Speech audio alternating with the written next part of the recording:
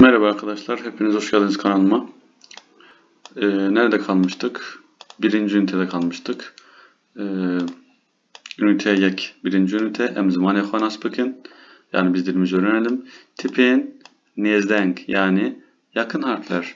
Türkçe'de karıştırılan harfler. Kürtçe okumanın önündeki de en büyük engel olarak görülüyor. Bakalım öyle mi? Türkçedeki de Türkçedeki gibi bir şapkalı Örneklere bakalım. Zer, sarı demek. Zer, altın. Der, kapı. Der, kilise.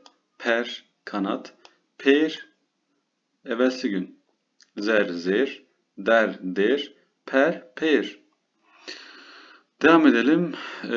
Noktalı olan i, Kürtçe'de diye okunuyor.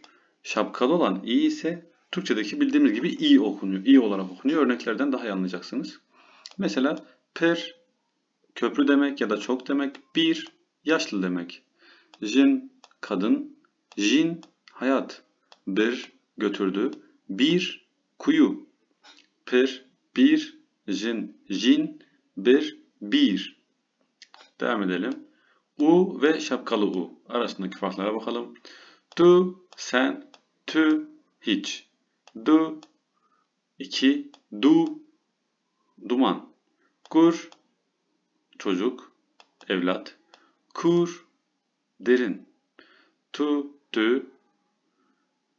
Du dü. Kur. Devam edelim. V ve W arasındaki farka bakalım. Ev o yakındaki o. Ev uzaktaki o. Dev ağız. Dev ayran. Ver burası. Ver şurası. Ev, dev, der, ver. Devam edelim. H, Türkçe'de H, X, Kürtçe'de H diye okunuyor. Örneklerden bakalım. Hez, hez güç, hez çizgi. Hal, Türkçe'de aynı. Hal, dayı. Hev, o, hev, uyku. Hez, hal, hev. Yine karıştırılan bir diğer harf. K ve Q. Bakalım farkına. Kelandın, galandın. Kelandın kaynatmak. Galandın iki ayırmak. Galık, yaşlı ihtiyar. Galık, kabuk. Kelem, lahana. Kalem, bildiğimiz kalem. Kelandın, galandın. Galık, kelem, kalem. Aradaki farkı siz de tekrar ettikçe anlayacağınızı düşünüyorum. Calakiya şeş yani 6. etkinlik. Biti penjirin peyvan çebikin. Alttaki harflerle kelimeler yapın bakalım. Tahmininiz var mı? Ev, Kürtçesi neydi evin? Hani. Hani de derler. Bizde mal da derler. Mal. Ağaç, Kürtçesi neydi? Dar. Yazım biraz bozuk. Yani mahsusla yaptığım için. Ateş neydi Kürtçe?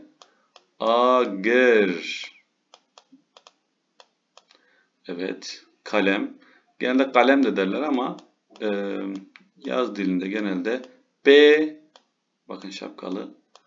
Benus da derler. Devam edelim. Emzimane konas bütün üniteye ki zaten birinci ünitenin dilimizi öğrendiğimizi söylemiştik. Calakiya haft yani 7. etkinlik neymiş? The peyvenjerin de lecihe vala tipen guncan benevisinin. Ne diyor? Gerekli harflerle aşağıdaki boşlukları doldurun. Bakalım. Karıştırılan harfler. E mi? E mi? Bu ne? Bıçak. Bıçak Kürtçe ne? Ker. Bakın söylerken fark ediyor musunuz? Ker. Şapkalı. Eşek ne Kürtçe? Ker. Düz E. Bu ne var? Evlat, çocuk. Gur. Bildiğimiz düz U. Ama bu ne? Derin bakın. Kur. Devam edelim. Yine karıştırılan noktalı i mi olacak yoksa şapkalı olan mı? Bu köprü ne demiştik? Pir. Noktalı. Yaşlılar için kullanılan ne vardı? Bir. Şapkalı olan. Evet. Ağız. Dev. Ayran. Dev. W ile. Evet. Güç. Neydi güç? Hez. Çizgi neydi? Hez. Lahana. Kelem. Bu neydi? Q harfiyle kalem. Ben küçüğünü yaptım. Büyük Q'da nasıldı? Kalem. Evet, devam ediyoruz. Helbest yani şiir. Siruda alfabeye yani alfabe marşı. Em bi helbest û stran alfabeyê nas bikin, tîpan xweşik rêz bikin, hîn bibin alfabeyê. Agir û aw bi ayê, ba û baran bi beyê, can û ceger bi ceyê, hîn dibin alfabeyê. Bi çeyê ne çav û çem, bi deyê ne dev û dem, bi eyê ne ev û em, hîn dibin alfabeyê. Êvar êzing ji êyê, firaq fanos ji feyê, gul û guldank ji gêyê, hîn dibin alfabeyê. Hewek hêvîr û heval, ıwek incas û jinxal, îwek îşev û îsal, hîn dibin alfabeyê. Jîjo bi tîpa jêyê, kîso bi tîpa kêyê, leglek bi tîpa lêyê, hîn dibin alfabeyê. Masî vahat bi meyê, nêrî vahat bi neyê, olan vahat bi oyê, hîn dibin alfabeyê. Di pênîr de P heye, di qêjik de Q heye, di rovî de R heye, hîn dibin alfabeyê. Ji seyê ne sir û sar, ji şeyê ne şîr û şar, ji teyê ne tîr û dar, hîn dibin alfabeyê. Kur û gur bi uyê ne, kur û dur bi uyê ne, vî û vê bi veyê ne, hîn dibin alfabeyê. Visa vilo û wanî, xezal xeyal û xanî, yek yarî û yaranî, hîn dibin alfabeyê. Zengil çêbû bi zêyê, zergul çêbû bi zêyê, ziman çêbû bi zêyê, hîn dibin alfabeyê. Min ji martin yek bi yek, bi tevahî sî û yek. Heşt deng dêr, êndin bêdeng, ez hîn bûm alfabeyê. Yani 8 sesli, 38 sesli, diğerleri de sessiz. Toplam 31. Devam edelim. Neçira peyvan neydi? Kelime avı. Tip, harf demek. Ezing, odun. İncas, kiraz. Rovi, tilki. Devam edelim. Hevpeyvin, röportaj demiştik ama burada diyalog aslında hevpeyvin. Bakalım diyaloglara. Hevnasin, tanışma. Merhaba, merhaba. Navemin Zeynep'e. Navete çiye? Navemin Heline. Tu çavayı Helin? Ez başım, spas dikim. Tu çavayı Zeynep? Ez başım, gelek spas. Tu diçi kijan xwendingehe? Ez diçim xwendingeha navîna Feqî Teyran. Tu? Ez diçim wê xwendingehê. Baş e, naxwe em bi hev re biçin? Dibe, deka em biçin. Evet. Çalakiya heşt yani 8. etkinlik. Valahiyan hevpeyvin acirin dagirin. Yani aşağıdaki diyaloglardaki boş yerleri doldurun. Bihar. Te dersa Kurdî baş guhdarî kir?